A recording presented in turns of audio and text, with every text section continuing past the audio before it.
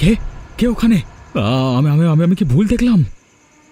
না না, এ কি আমার ভ্রম নাকি সত্যি কেউ ছিল? না না, আমি কল্পনা করছি। লেখাটা আজকে রাত্রের মধ্যেই লিখে শেষ করতে হবে। এইদিকে আমার মানসিক সমস্যাটা আবার শুরু হলো নাকি? একবার তাকিয়ে দেখব। ওই তো, ওই তো দুটো লাল চোখ দিব্যি আমার দিকে তাকিয়ে রয়েছে। না না, এবার তো আমি ভুল দেখছি না। কিরকম একটা ভয় করছে। ওটা কি? কিন্তু কোথায়? কিছুই তো নেই, কিচ্ছু নেই। সব তাহলে মনের ভুল। আমি কি পাগল হয়ে যাচ্ছি নাকি? না।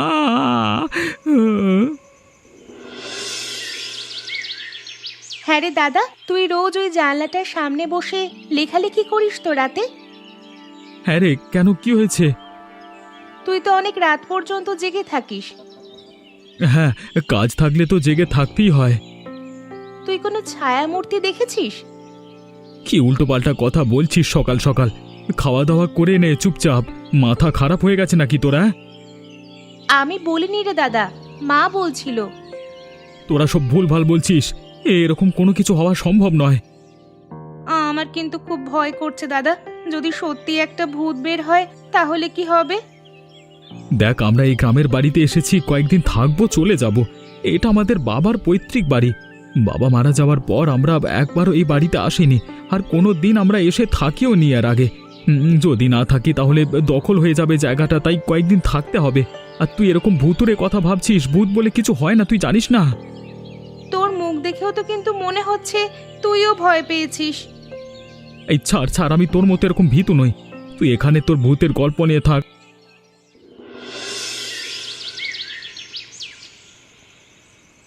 বাঁচাও, বাঁচাও, লাল চোখ, ভূত, ভূত, ভূত। আরে কি হয়েছে তোর? আরে আরে এই কুমুদ, কুমুদ! বাবা, বাবা আমার খুব ভয় করছে। আমার কেমন গলা গলা শুকিয়ে আসছে। কেন, তোর শরীর খারাপ হচ্ছে? না বাবা, আমি যে দেখলাম ঘুমের মধ্যে একজোড়া লাল চোখ আমার দিকে তাকিয়ে রয়েছে। আমি যখন বলতে গেলাম তখন দেখলাম সেটা আমার দিকে এগিয়ে আসছে। ঘুমের মধ্যে হয়তো তুই স্বপ্ন দেখছিস মা।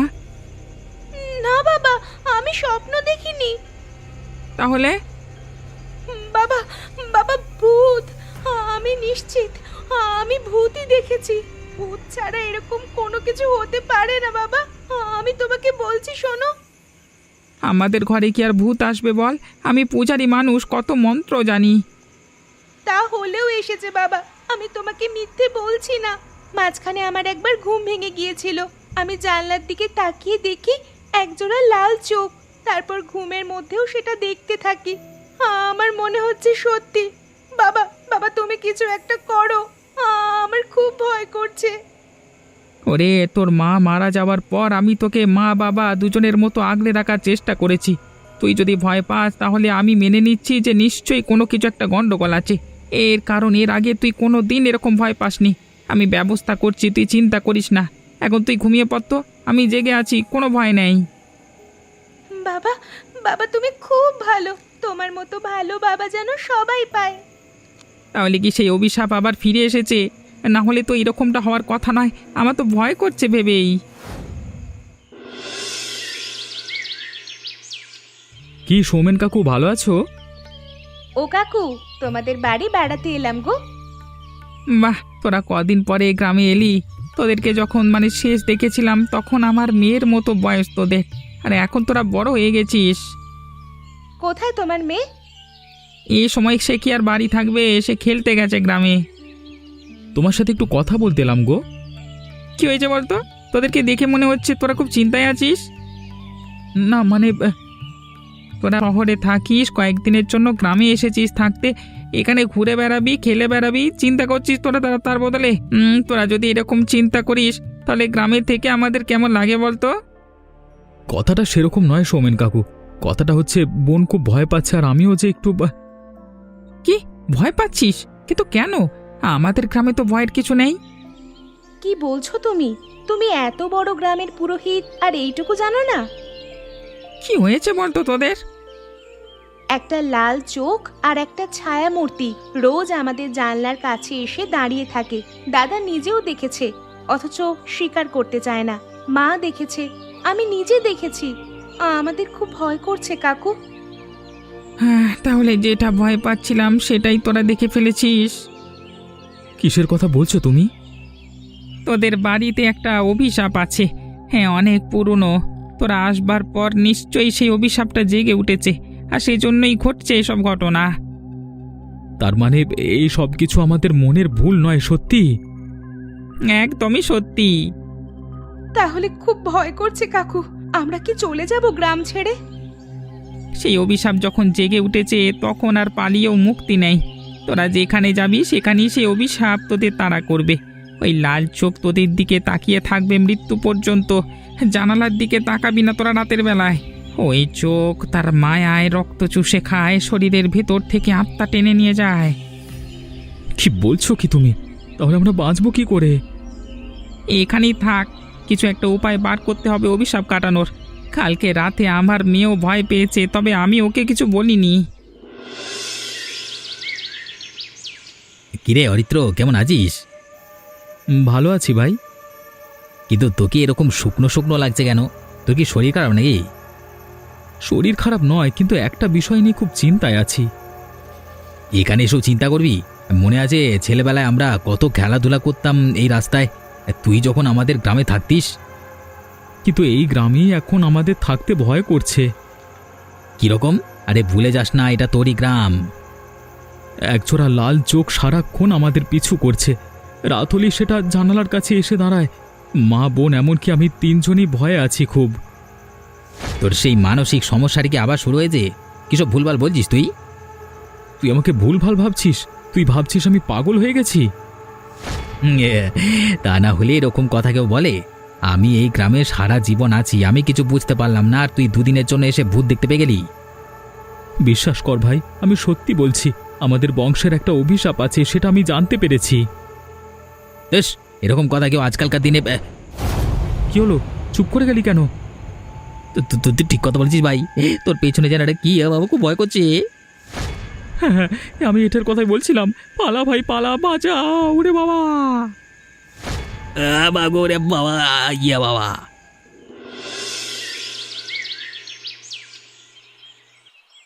এই, তুমি এই গ্রামে নতুন এসেছো? হ্যাঁ, নতুন এসেছি। তুমি কে? এর আগে তো তোমাকে কোনোদিন গ্রামে দেখিনি। আমাকে ভুলে গেছো? হ্যাঁ, শহরে গিয়ে তো আমাকে ভুলে যাবেই। অনেক বছর পর গ্রামে এলাম তো, তাই তোমাকে চিনতে পারছি না ঠিক। সে ঠিক আছে, আমাকে চিনতে না পারলেও কোনো অসুবিধা নেই। তবে তোমাকে আমি বন্ধু বানাতে চাই। তুমি কোথায় থাকো? এই তো গ্রামেই, তবে সাধারণত আমাকে কেউ দেখতে পায় না। দেখতে পায় না? কিরকম? ইয়ে, মানে আমি তো ঘর থেকে সেরকম একটা বের হই না, সেজন্য। আচ্ছা, তাই বলো। তবে তোমার সাথে যদি বন্ধুত্ব হয় তাহলে গল্প করার জন্য আসতে পারি। জানো তো, আমারও এই গ্রামে কোনো বন্ধু নেই, অথচ এখানে থাকতে হবে বেশ কিছুদিন। একা একা ভালো লাগে না, তাই তোমাকে যদি বন্ধু হিসেবে পাই আমারও খুব ভালো লাগবে। আচ্ছা, তুমি সব থেকে কি ভালোবাসো? পড়াশোনা আর লেখালেখি করতে। তুমি? দিন রাত জানলার ধারে বসে থাকতে। আমি শুধু জানলার ধারে বসে বসে দেখি বাইরের জগৎ অন্ধকারে। মানে জানালার ধারে বসে থাকো কেন? অপেক্ষায়। সে তুমি বুঝবে না, তবে একদিন তোমাকেও দেখা দেব, চিন্তা করো না। ঠিক আছে, আমি এখন যাই, পরে কথা হবে, কেমন?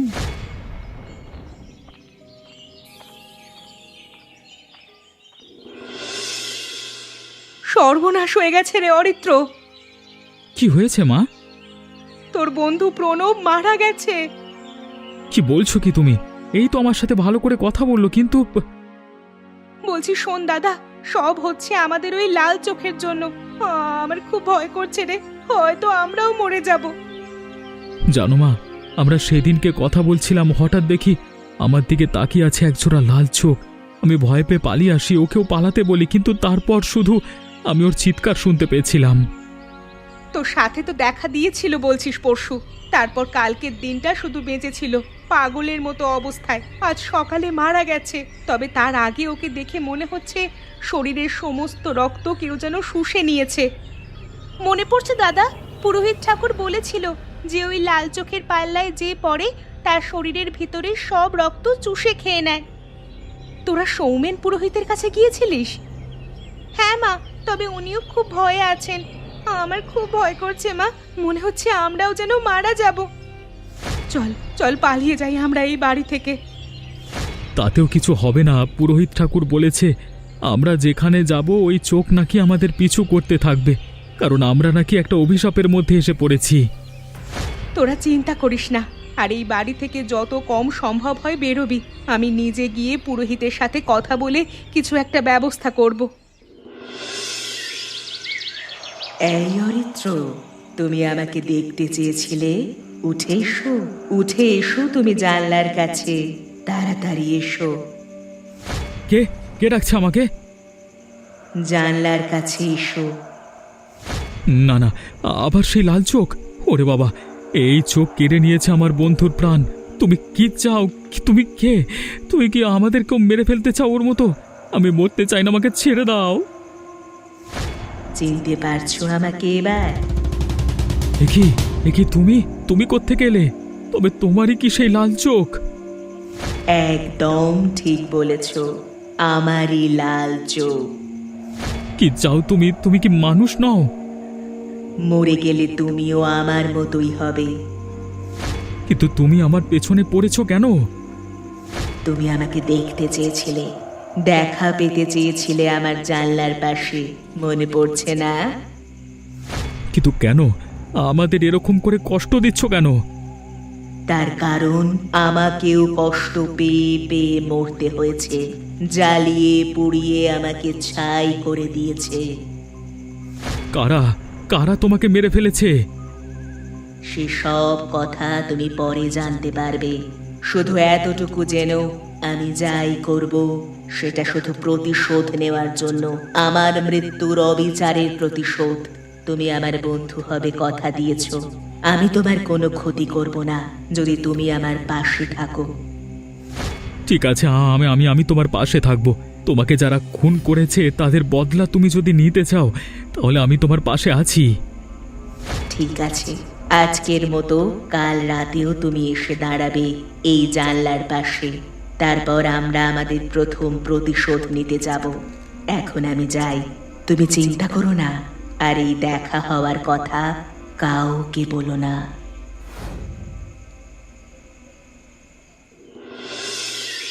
তোমাকে বাড়িতে কেন ডেকেছি সেটা তুমি আশা করি জানো।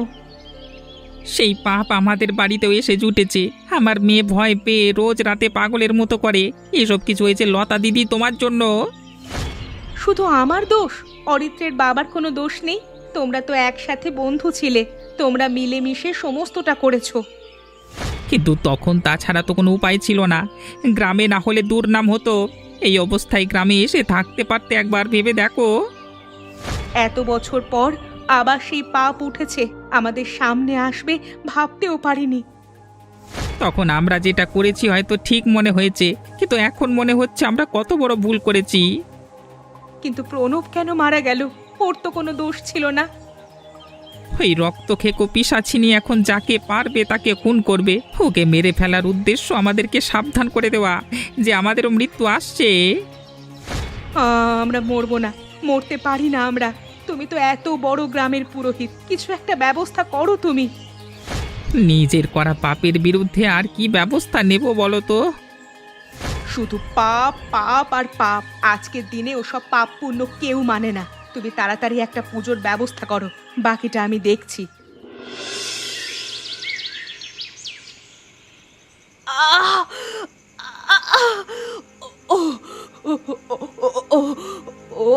ও এসেছে জানলায়। পাপ পাপ, আমাদের পাপ। কি হয়েছে মা? ও মা, তুমি সাড়া দিচ্ছ না কেন? কি তোমার শরীর তো ঠান্ডা হয়ে গেছে। মা মা তুমি সাড়া দাও। মা তোমার কি হয়ে গেল? মা তুমি তুমি ছাড়া তো আমাদের আর কেউ নেই।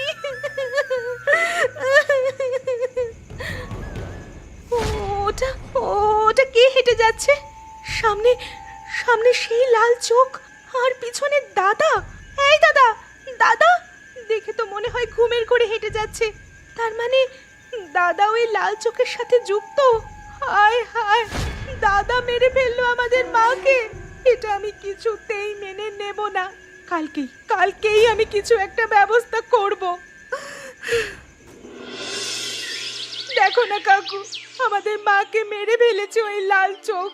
আর আজ সকাল থেকে দাদা যেন কিরকম পাগলের মতো করছে, আমাকে চিনতে পারছে না।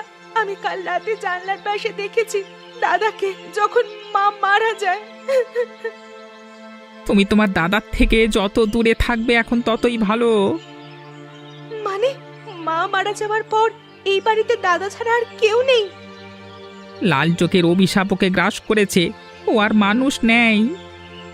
তার মানে দাদাকে চাইলে আমাকে মেরে ফেলতে পারে? সবাইকে মেরে ফেলতে পারে। তাহলে আমি কি করব এখন? মা এই অবস্থায়, আমি মেনেও নিতে পারছি না। তারপর দাদা। আজকের দিনটা যেভাবেই কাটাও, কালকে তোমাদের বাড়িতে একটা পুজোর আয়োজন করব। তোমার মা বলেছিল আমাকে, সেটা করলে আশা করি ঠিক হয়ে যাবে। বিশ্বাস করো কাকু, আমার আর কিচ্ছু ভালো লাগছে না। আমার বারবার মনে হচ্ছে যে কেন ফিরিয়ে এলাম আমি এই দেশের বাড়িতে। এই বাড়িটা অভিশপ্ত। যদি এটা আগে জানতাম তাহলে আমি কোনোদিন আসতাম না। সমস্যা যখন হয়েছে, সমস্যার সমাধান তো করতে হবে। বলো, এইভাবে বসে থাকলে তো হবে না। তবু ভরসা, তুমি আমাদের পাশে আছো। যে করেই হোক তুমি আমার দাদাকে ঠিক করে দাও। আমি আর কিছু চাইবো না তোমার কাছে। জানি না কি হবে, তবে আমি চেষ্টা করব। ভেঙে পড়ো না তুমি, ঠিক আছে? আজকে রাতে আমি আমার মেয়েকে নিয়ে এখানেই চলে আসব। আমরা সবাই একসাথে থাকবো আজকে রাতে। ঈশানী দিদি, কেমন যেন একটা আওয়াজ শোনা যাচ্ছে। মনে হচ্ছে ঘরের মধ্যে কেউ হেঁটে বেড়াচ্ছে। চুপচাপ শুয়ে থাক, আমিও বুঝতে পারছি, কিন্তু উঠলেই বিপদ। সময় এসে গেছে। এবারে তোমরা প্রস্তুত হও, এবারে তোমরা প্রস্তুত হও পুরনো পাপের শাস্তি পাওয়ার জন্য। কে কে কথা বলে? সৌমেন কাকু, তুমি কোথায়?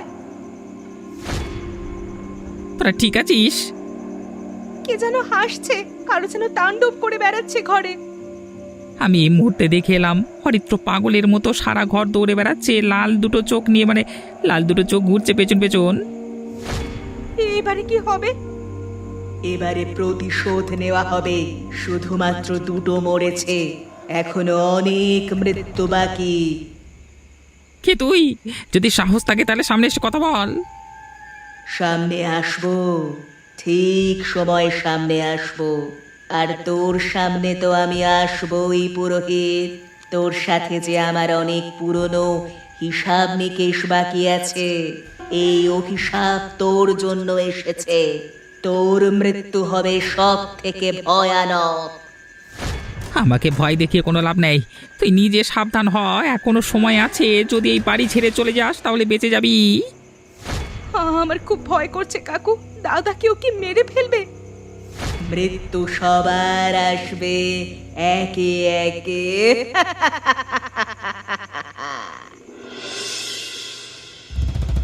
ওম ব্রিম ব্রিম, লাল চোখ বশ হয়ে যা, বাধা পড়ে যা। ওম ব্রিম ব্রিম ফট স্বাহা। এসে গেছে, আমার বন্ধু এসে গেছে। এবার তোদের মতো পাপীগুলোকে সব কটাকে শেষ করে দেবে। কি বলছিস দাদা? তুই তুই আমার দাদা, একটা ভূতের হয়ে কথা বলছিস তুই?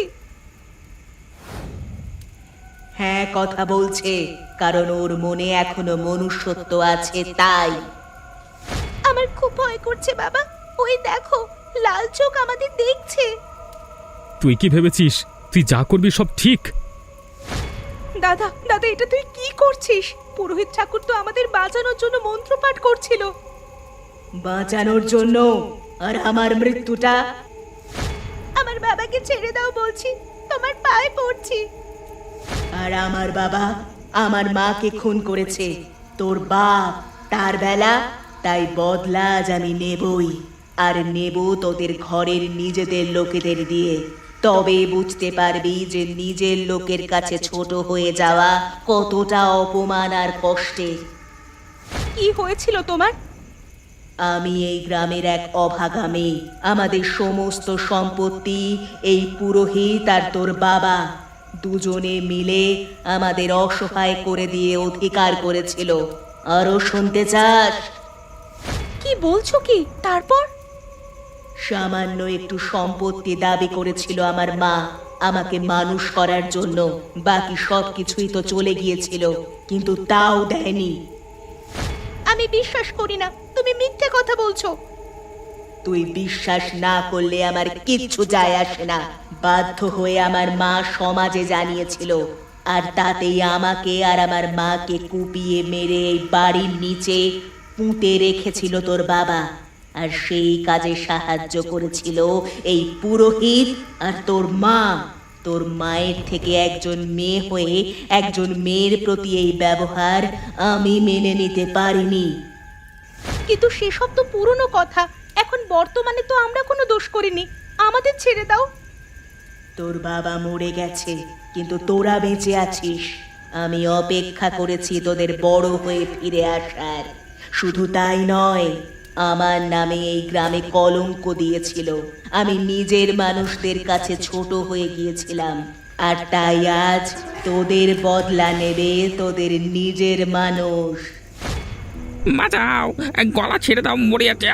ওই বাবা, ইয়া ইয়া আহ! চলো চলো আমরা পালিয়ে যাই, না হলে আমাদেরও মেরে ফেলবে।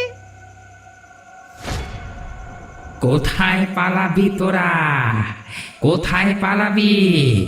মাধবী আমার নতুন বন্ধু, ওর শত্রু তোরা। তোদেরকে আমি ছেড়ে দেব ভেবেছিস? এবারে দেখ কি হয়। আপনারা এমনই ভয়ানক গল্প দেখতে আমাদের চ্যানেলটিকে সাবস্ক্রাইব করতে ভুলবেন না।